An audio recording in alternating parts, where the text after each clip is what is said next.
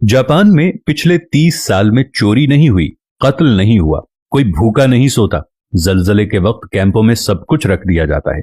कोई एक छटांक जरूरत से ज्यादा नहीं लेता। दयानतदारी में दुनिया में पहले नंबर पर हैं। अब सड़क पर करोड़ों रुपए फेंक दें, कोई नहीं उठाता। आप कंधा मारें तो सामने वाला माजरत करता दिखाई देगा। तरक्की और टेक्नोलॉजी में दुनिया से 10 साल आगे जीते हैं। काम इतना करते हैं कि वजीर आजम हाथ जोड़कर आराम के मशवरे देता है। सिगरेट की राख झाड़ने की डिब्बियां जेब में रखते हैं। सफाई इतनी है कि सड़कों में मुंह नजर आए। पाबंदी वक्त इतनी कि 5 मिनट ट्रेन लेट हुई तो पूरी कंपनी बंद कर दी। अखलाक इतना बुलंद कि आप हैरत से मुंह तकते रह जाएंगे। इखलास, मेहमान नवाजी और सकाफत कमाल। मोहब्बत वफा इतनी कि जापानी बीवी पूजा करने लग जाए और आपको इतना खिलाए कि मोटे होने का खौफ तारी हो जाए। चावल की फसल मरगूब ग़िज़ा। एक दफा कहत पड़ा तो 30 साल का ऐसा जखीरा कर लिया कि दुनिया से चावल नायाब हो गए, लेकिन वहां से खत्म ना हुए। जापानी जिसके हो गए बस पत्थर पर लकीर है।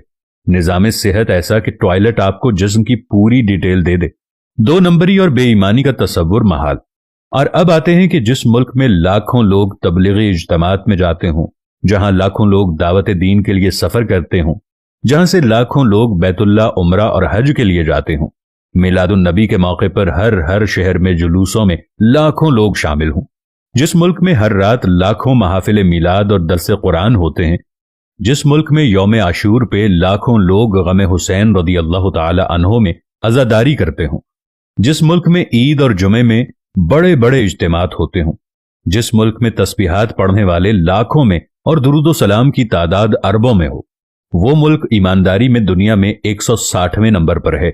और काफिरों का जापान दयानतदारी में नंबर 1 मुल्क करार पाए तो सवाल तो उठेगा कि हम किसको धोखा दे रहे हैं। हम खुद को धोखा दे रहे हैं या अपने खुदा को धोखा दे रहे हैं? क्योंकि हम दुनिया को तो धोखा नहीं दे रहे, दुनिया हमसे आगे जा रही है। दुनिया तो हर काम में आगे है। हम किसको धोखा दे रहे हैं? जब हमें ये सारी बातें सुनने के बाद समझ आ जाती है तो मालूम होता है कि हम किसी और को धोखा नहीं दे रहे, बल्कि हम सिर्फ अपने आप को धोखा दे रहे हैं। और खुदावंद करीम ऐसा मेहरबान है कि फिर भी हमें रिज़्क अता करता है। हम ऐसे मुल्क के रहने वाले लोग हैं कि जहां पर हर बिस्मिल्लाह डिपार्टमेंटल स्टोर, माशाअल्लाह करियाना स्टोर, अल्लाहू सब्जी वाला और ऐसे बहुत सारे नामों को आप रोज बोर्डों पर पढ़ते होंगे। लेकिन मजाल कि नमाज के वक्त में कोई अपनी दुकान को छोड़कर चला जाए, क्योंकि माशाअल्लाह जनरल स्टोर वाले को डर होता है कि माशाअल्लाह से कोई मुसलमान उसकी सफाई ना कर जाए, क्योंकि बिस्मिल्लाह सुपर स्टोर वाले को डर होता है कि कोई बिस्मिल्लाह पढ़कर उसके सामान की सफाई न कर जाए। यहां पर सिर्फ मुसलमान नाम के रह गए हैं। पाकिस्तानी कौम सिर्फ नाम की रह गई है। पाकिस्तान का मतलब क्या था? ला इलाहा इल्लल्लाह। हम जापान चले जाएं तो जिन लोगों को हम काफिर कहते हैं, उन्होंने कुरान में से तमाम चीजें ले ली जो हमारी मीरास थी, और हमने तमाम उल्टी चीजें उठा ली जो किसी वक्त काफिरों की मीरास थी। जिंदा दरगोर आज भी हम लड़कियों को कर देते हैं। आज भी किसी के घर में कोई लड़की पैदा हो जाए तो उसको फोन करके ये कहा जाता है कि फिक्र नहीं करनी, इंशाअल्लाह अल्लाह तुम्हें बेटा भी अता करेगा। अरे बेटे मांगने वालों, पहले अपने लिए ईमान तो मांग लो। मैं आज अपने देखने वालों के साथ मिलकर अपने रब्बुल इज्जत से ये दुआ मांगता हूं कि मेरे पाक परवरदिगार पाकिस्तान का मुस्तकबिल रोशन फरमा। मेरे पाक परवरदिगार हम तमाम इंसानों के दिलों से मैल को निकाल दे। हम 2 नंबर बेईमान लोगों के दिलों से बेईमानी निकाल दे।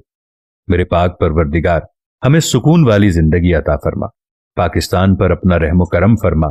पाकिस्तान को आदिल और सच्चे हुक्मरान अता फरमा। आमीन या रब्बल आलमीन।